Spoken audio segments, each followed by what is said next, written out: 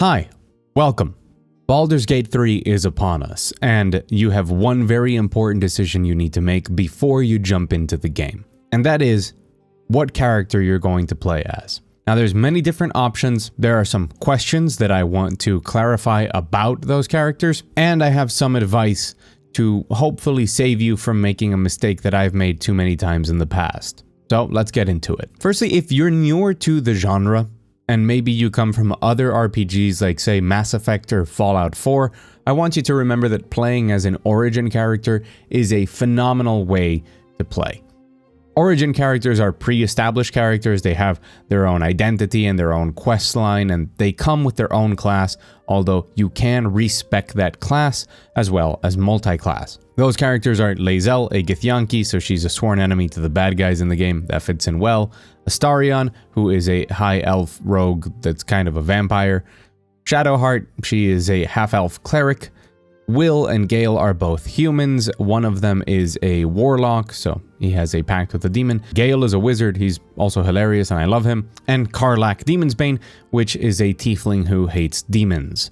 Now I didn't put a lot of emphasis on the classes because, as I said, you will be able to respec the classes of everyone in the game, including your main character and your companions. But it's important to take note that I don't think a lot of these characters work very well when changing their classes. I mean, they will work technically fine. It's just that a lot of their story and their identity is very connected to that class. So it might ruin a little bit of the immersion for you if that is what you're going for. To put an example, a lot of Will's story revolves around his relationship with his devil pact and what he wants to do about it. No spoilers, but he has a devil pact because he is a warlock. That makes sense. A grand majority of warlocks have pacts with devils. It's one of the most common ways to become a warlock. So if he's not a warlock anymore, if you just make him, I don't know, a thief, why does he have a pact with a devil in the story, and why doesn't he have warlock powers? That's kind of weird. Shadowheart is another good example. She is definitely on a holy mission as part of her story that is strongly connected to the fact that she's a cleric.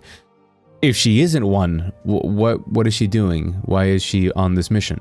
Lae'zel, being a Githyanki, her entire culture and tradition of her race is this militaristic ideal, so it makes complete sense that she's a fighter, but you could kind of change it into a different kind of more martial focused character and have it make sense. But you get my point. Some of these characters are not really designed to be changed, but you do have the freedom to do so.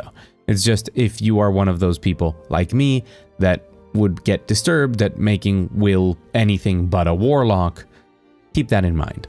Your other option is to create your character completely from scratch, and if you do that, you will choose the race, the class, and you can leave it with a blank origin or with the Dark Urge, which is a origin character that you can choose that basically gives a little extra flavor. It's nothing super serious, at least from what we know so far.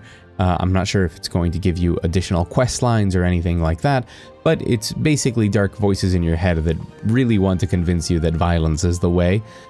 Again, this is just some flavor that you can add onto the character as far as we know, and doesn't really affect the whole choosing your race and your class. Because you can respec after a little bit of Act 1, you don't need to worry too much about the class you pick, but it is important that from the beginning you make sure that the race you're picking is one that you like. If you are one of those people who just wants to min-max, then check all of the abilities, not only the ones that you start with, but the ones that you will obtain later on, to make sure that you're choosing a race that has what you want and you're not going to regret it later, because you will not be able to change your race until maybe in late game. Maybe in late game you can change it to Mind Flayer, I'm not sure.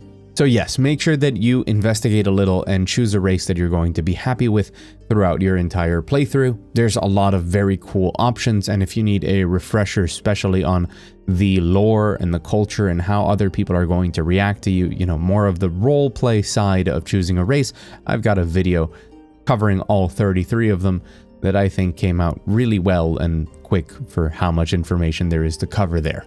But my most important piece of advice when it comes to choosing your main character, specifically if you are creating them, is that you choose something that you think is awesome. Don't choose something because some guide on the internet said that this is a really powerful race and class combination, or that if you intend to have this party with you, that to round out the party you should have this class, or that this will be the optimal build. If you only find satisfaction in doing that, and you're going to challenge the game on the highest difficulty from the start, and you really just enjoy the act of min-maxing, which is something that I have enjoyed for many years, go for it. But I think most people will find it much better of an experience to choose something that sounds badass to you. It doesn't matter if it's the best, or if it fits well with the party, or how it's going to limit you. Yes, having a party that is designed to work fantastically, and then having it work fantastically, especially if you get lucky with your rolls, feels great. But much like when I play D&D in real life, I think that it's more fun for a party to just be what it is, and have it find a way to work out really well in the moment. The game will not demand anything from you, so you don't really need to plan that ahead into having a perfect party. Play for a fantasy that you're going to enjoy living out, whether that is a druid that is permanently a polar bear, or you wanted to make a Githyanki paladin, specifically of the Vengeance Oath, so that you could roleplay as Batman looking for vengeance on the Mind Flayers, or if you wanted to make a half-orc monk that's just trying to find enlightenment. Whatever you decide to play, try and make sure that the decision came from you, because it's much easier to lose interest in whatever min-max thing you're doing that you're not actually enjoying than it is to live out the fantasy of a character that you write out and you get to experience all of their trials and tribulations. So I hope that advice and that info was valuable to you. This was going to be part of my essential tips and tricks that you should know before jumping into Baldur's Gate 3, but this section was just breaking the entire flow of that video, so I'm just gonna throw it out in a smaller video right here, but you can stay tuned for that one, which is much more focused on the gameplay aspect and just good habits to have in a CRPG. That'll be out today, so probably you can watch it right now. For more guides, history, and opinions on Baldur's Gate right as we get out to lunch, as well as all of the other big games of the year. Man, what a year this is, seriously. Make sure to hit subscribe. We're already at 2,000, which is incredible. And the support has been amazing to witness on all of the videos.